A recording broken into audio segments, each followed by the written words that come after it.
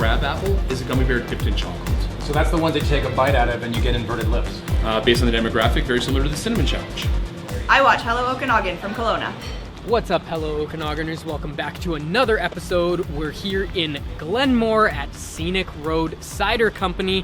We're very excited for another episode. If you have not subscribed to our YouTube channel yet, please make sure you do so. It very much helps us out. Peter, are you excited for this one? Can't wait. Now we're checking out a popular cidery here outside of Kelowna. Check it out. Come on in.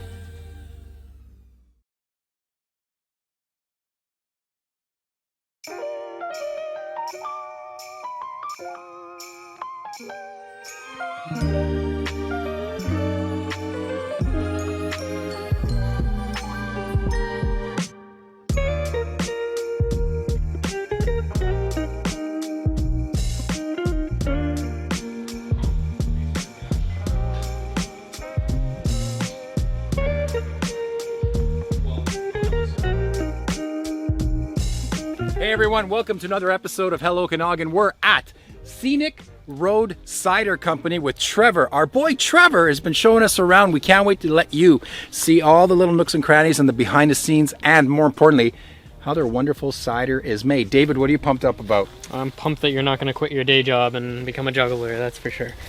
Thanks for joining us today, Trevor. So tell us a little bit about the, the specs and the history of the Scenic Road Cider. Well, you know what, guys? I'm going to ask you guys to pair with me, and we're going to talk about some fruit today. Perfect. So, Scenic Road Cider is a collaboration of two families here in the Okanagan, born and raised in the Glenmore area.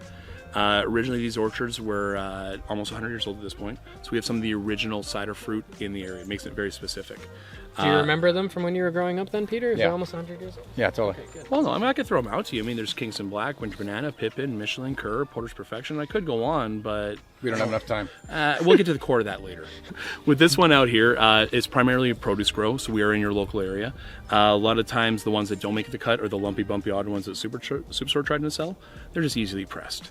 So we do all the we do all the harvesting. We don't do the pressing. We keep that local. Shout out to Rutland. But in this area, we do it all by hand. We are working with the apples, getting them to the place, pressing them, taking care of them. It's pretty much all year round. One of the dumbest questions I've ever asked is, why is it called Scenic Road Cider? You know what? It's not a bad question. Two families that live together, collaboration didn't really roll off the tongue. But luckily in this region, we are actually on Scenic Road. More often than not, people ask this, we couldn't find you. I tell them, take the scenic route. So you're not looking for Rutland cider, you're looking for Scenic Road Cider. Do you guys have a rotation of your popular ones and then there are a few extras that you kind of come up with once a year? How does that work? You're absolutely right. What we have is our core set of products. Good pun. Thank you. So we stick with, we started out with the three. We had the dry apple, the sweet apple, and the raz. Things expanded, and we have a little thing called Cider Maker Select where we try new ideas every season. The pear started there. The pear became so popular, it's now in the regular rotation. So when it comes to our fruit stuff, we only use local. We're not going to use papaya or guava because in another 100 years they can grow those here. But until now, we're sticking with the pears, the fruits, and a lot of the stone action. We get a really nice nectarine.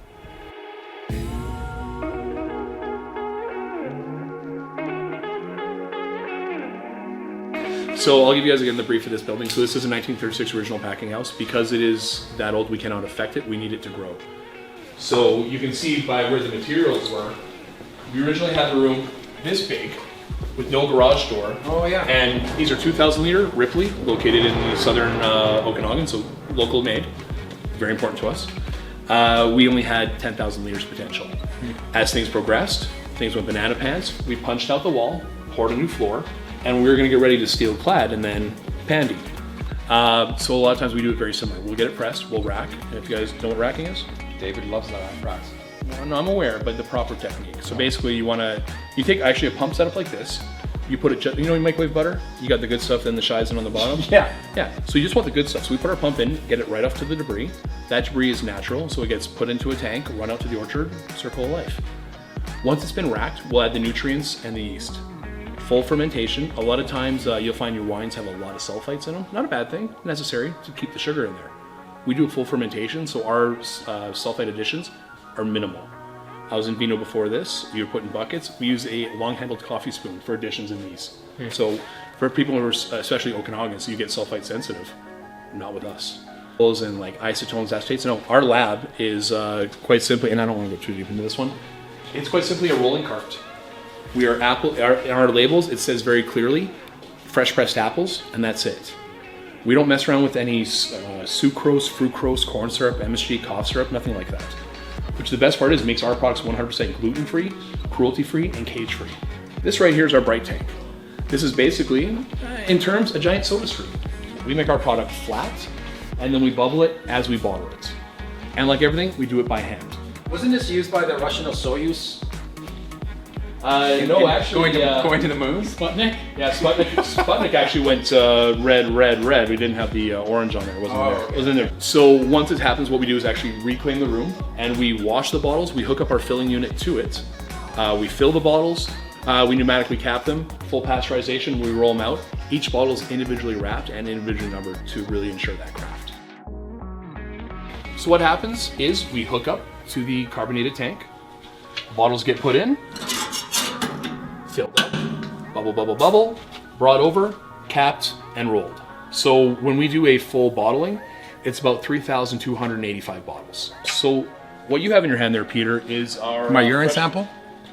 That is our fresh apple juice. Now I'm going to show you guys a splash of that after. We don't have the packaging right now, that's why I'm not selling it. This is directly apples, nothing put in. Pressed, pasteurized, that's it. So what we actually do is when we want to store the cider, because like with wine, you're making it all at once, so you don't have to worry about sitting on it, you just make it, bottle it, move on. We use bag-in-a-box. What you had right there, brother, was a 3 liter. Meet 1,000 liters. So this is an airtight bag, keeps the cider ready, free of oxidation, until we're ready to fire it up. Whoa! Betty, Wilma, and Bertha. More properly known as Victoria, Vancouver, and Alberta. These are 18,000 liter triple jacketed tanks. So when we get the apples pressed, it's nice to get a little bit here and there. We use a tanker truck. It's Tonka, I love it.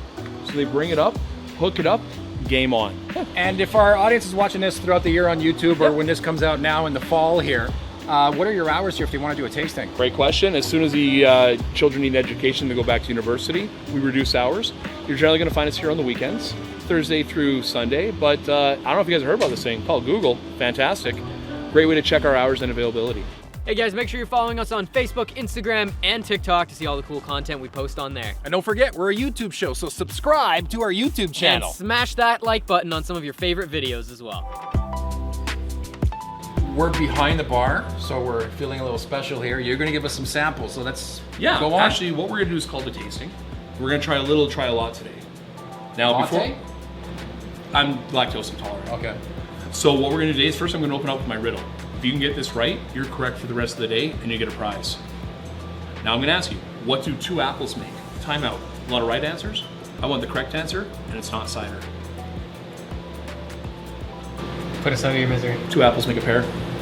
So I'm going to ask you to pair with me, and Bart, let me tell you more about pairing. In case you guys at home didn't catch that, he said, Bart, let me tell you. You know, Peter, the greatest jokes are the ones you have to explain. Gentlemen, I don't want to move Sounds on. so great coming out of your mouth. You're going to find a lot of what I say to be quite appealing. Now, this is Perry. Unique because some of the ones on the market tend to be pear and apple. This is 100% Bartlett and Bosch from a farm about 40 blocks yonder. Please. Fantastic highlight is, it's clean, it's crisp, it's refreshing. It's fantastic with wildberry Pop-Tarts. So now we're going to dabble in the apple with our dry cider. Now, David, you're never going to guess what we called it. It's dry, but I assure you, it's quite damp.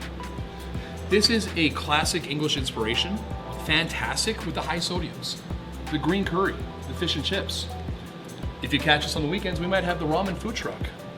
Well, I'll drink it because you told me, but Well- I've always been told it's not good to go in dry. So Now the best part about this, it's got a little bit of a tart to it. Yeah. It's got a grip but not a grab. Best part is, it's very clean, and this is running at a 6.7. I appreciate the British pour, by the way. Oh, Pinkies up. Yeah, Grandma broke a whole bunch of spoons. how do you think he gets in all the wheels? That is accurate. There are 17 apples we grow in that orchard. 2 different types, cider, dessert. The difference? Believe it or not, Peter, you know what dessert apples are. Those ones you're gonna find at the grocery store. The entire range, from Granny to Gala to Ambrosia to Red Delicious. Anything you can pick and eat is a dessert apple. That's where you get the natural sugar from. Cider apples, a little more intense. Kingston Black, Winter Banana, Pippin, Michelin, Kerr, Porter's Perfection. I could go on, but I don't want to. Those things are so darn dry, a crab apple is a gummy bear dipped in chocolate. They're made for the boozing, not for the eating. So that's the ones that you take a bite out of and you get inverted lips. Yeah, or you can see what the inside of your brain's doing. Exactly. Based on the demographic, very similar to the cinnamon challenge. So what we do is make a big batch of sweets, a big batch of dry, a little of this, a little of that, and away we go. It's important that I tell you that because the one you're about to have is the same one you just had, but it's not, but it's different, but it's the same. Savvy? Cool. It's not dry. Are you confused? Because I am. Well, that's okay, because I'll clear it up for you. It's nearly dry. It's the same apples, but a different ratio.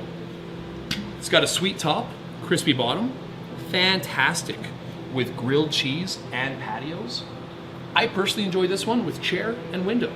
So this is what I consider to be the gatekeeper. A lot of people don't like cider because they had that bad bottle of Boone's or think Growers is a good choice. It's clean, crisp, easy. Best part is what we don't do. No sucrose, fructose, corn syrup, MSG, cough syrup, nothing of the such. It is 100% gluten-free, cruelty-free, and cage-free. We looked into free range, ends up in the ditch. So now, gentlemen, we're gonna make a little switch up into the final branch of the apple tree. This is any day, every day, all day, today. There's a warning on this one. I took 2 of these to Gyro Beach, ended up in Galapi. Boy, are my legs tired. Moving on. So, we have now worked ourselves into the Cider Maker Select. Cider Maker Select is our small batch. We have fun coming up with new ideas. We've done cranberry, cherry, Haskappa, cinnamon. The pear started there. The pear became so popular, it's now considered to be one of our core products. I have 2 options for you guys to try today. Now, you can't try both. When you have flavored stuff, I'm not saying the mass-produced Bud Light Lime products, but they use a chemical where you can have strawberry to lemon to papaya guava. We use real fruit. We press the apples and the fruit, same time, same tank, so they ferment together. So the first one I have is nectar, short for nectarine. Now, peach is sweet and easy. Nectarine is dry. We're talking a Radler on steroids. We're talking a New Zealand Sauv Blanc turned up to the 10. The other option is rhueberry. Rhueberry is said weird because if I said strawberry rhubarb, that would indicate sweet dry. This is a dry sweet. This is pie. I pair this with outside. So this actually comes with a 3-second delay. We got the rhubarb right out of the garden. Captain? Gotta go. Ahoy. All hands on deck. My name's Dak. You're getting mixed signals here. No, it's what you're getting. What you're getting is pith and acid. So the way it works out is a lot of big guys will make a nice apple, use drip, drip, drop, drop of flavored color. We press and use real fruit. We ended up cutting about 700 pounds of Oliver source nectarines for the pulp. You say there was a 3-second delay? Oh, there it is. It is a 3-second delay. Yeah, from Mountain to Pacific. I got you. Yeah. Just a little education, guys. You got your squeaker. You got your howler. We all know this big bad boy. That's your growler. They've got it all here for you at Scenic Road Cidery. Hello, all you amazing Okanagan people. I am Saffron Quist. And I'm Chelsea Baker. Welcome to another episode of Okanagan Update. Field of Screams is the largest and most terrifying corn maze in the Okanagan Valley. It runs through the entire month of October, but tickets go on sale September 1st. What's better than beer in the mountains? Celebrate Oktoberfest early this year with Destination Silver Star's new craft beer and cider event. Enjoy some of BC's best brews, as well as food, a Polson pop-up market, live music, games, and so much more fun. The Vernon NOCLS is hosting their annual Golden Burger Challenge again this coming October. 12 restaurants compete to have the best burger in town, and you, the general public, get to be the judges. Register online to try all 12 burgers and rate them in order of your favorite. Next, we're heading to the Creekside Theater in Lake Country for the Okanagan Mela South Asian Festival. This is a one-day festival that celebrates South Asian cultures and identities, featuring young artists. This event will have poetry, visual arts, musical performances, and a local market. There's going to be performances in Punjabi as well as English.